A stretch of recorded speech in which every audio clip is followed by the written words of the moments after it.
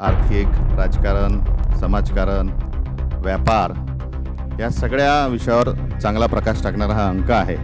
पण मला काही कुठेही सांसद ग्राम योजना आणि स्मार्ट विलेज या महाराष्ट्रामध्ये काही दिसलं नाही।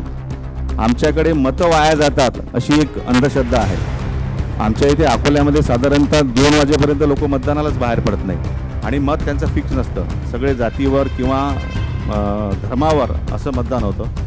आज इथे आपल्यासोबत आहेत लोकजागर मंचाचे संस्थापक अनिल गावंडे सर आणि त्यांनी यात एक ग्रामविकासावर लेख देखील लिहिला आहे। तर मी त्यांना विनंती करेल की त्यांनी इथे व्यासपीठावर येऊन त्यांचे विचार मांडावे।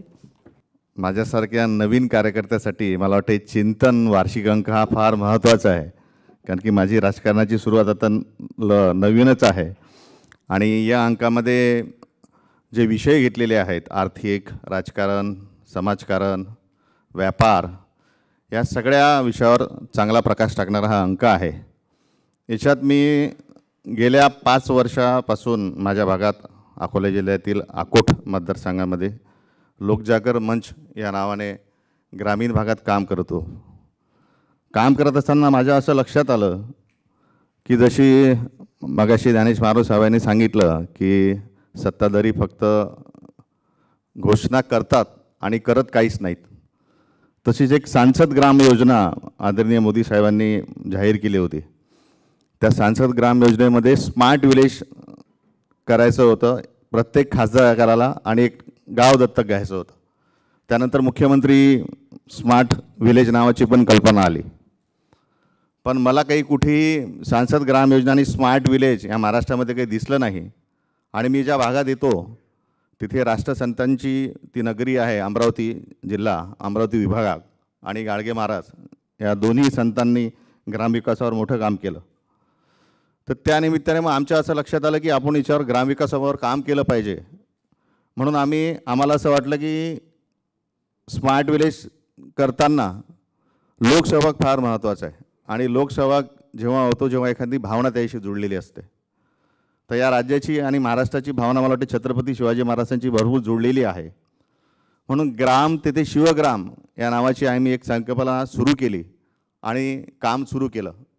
त्यामध्ये जे विविध मान्यवर आहेत, म्हणजे पेरे पाटील असतील, पुरंदरे असतील, ज्यांनी ग्रामविकासावर काम केलं, ज्यांनी पाण्यावर काम केलं, अशा 2-4 आम्ही तिथे परिषद पण घेतलं, एक ग्राम परिषद घेतली, पाणी परिषद घेतली।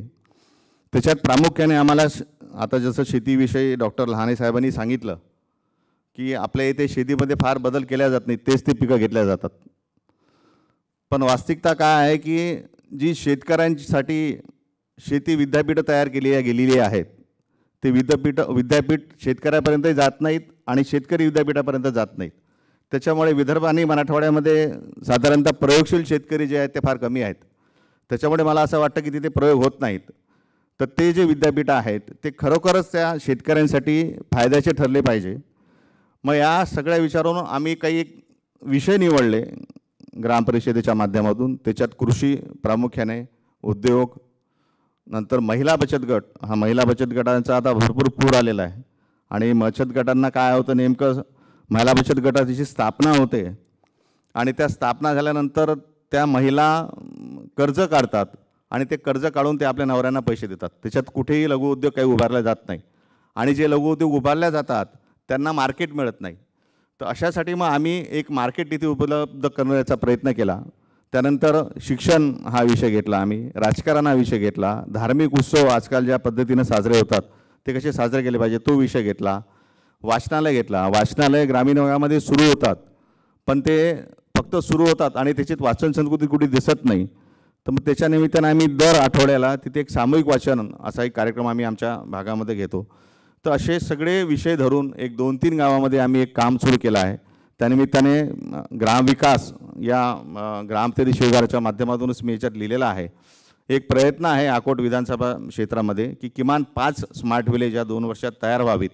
मध्यंतरी मी रवीजींनाही सांगितलं होतं की मला माझ्या अकोटसाठी एक विजन डॉक्युमेंटरी जसं आता चिंतनमध्ये लिहिलेलं आहे। काय होतं, आजकाल नेता होणं फार सोपं आहे, स्वतःचाच वाढदिवस साजरा करायचा, मोठी मोठी बॅनर छापायची आणि निवडणुकीला समोर जायचं। विधानसभा कशासाठी आहे, त्याचं काय महत्त्व आहे, जसं मगाशी महाराव सरांनी सांगितलं की मतदान कशासाठी केलं जातं हेच बरोबर लोकांना कळत नाही।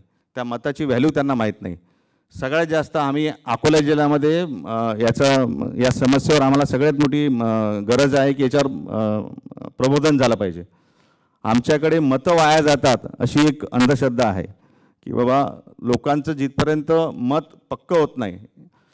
आमच्या इथे अकोल्यामध्ये साधारणतः 2 वाजेपर्यंत लोक मतदानालाच बाहेर पडत नाही आणि मत त्यांचं फिक्स नसतं. सगळे जातीवर किंवा धर्मावर असं मतदान होतं. आमच्याकडे असं मानतात की जो निवडलेला त्यालाच मत दिलं तर ते मत व्हॅलिड झालं, नाही तर ते मत वाया गेलं, अशी एक मोठी अंधश्रद्धा आहे. तर अशा गोष्टी बऱ्याचशा लोकजागर मंचच्या माध्यमातून आम्ही सातत्यानं त्या भागामध्ये करत असतो. मला वाटतं या चिंतनच्या माध्यमातून आम्हाला बरंचसं मटेरियल माझ्या भागामध्ये काम करण्यासाठी मिळेल आणि मी खरोखरच मॅक्स महाराष्ट्राचा फार आभारी आहे की मला त्याच्यात लिहिण्याची संधी दिली आणि इथे बोलण्याची संधी दिली. मी तुम्हाला सगळ्यांना पुन्हा शुभेच्छा देतो आणि थांबतो. जय हिंद, जय महाराष्ट्र.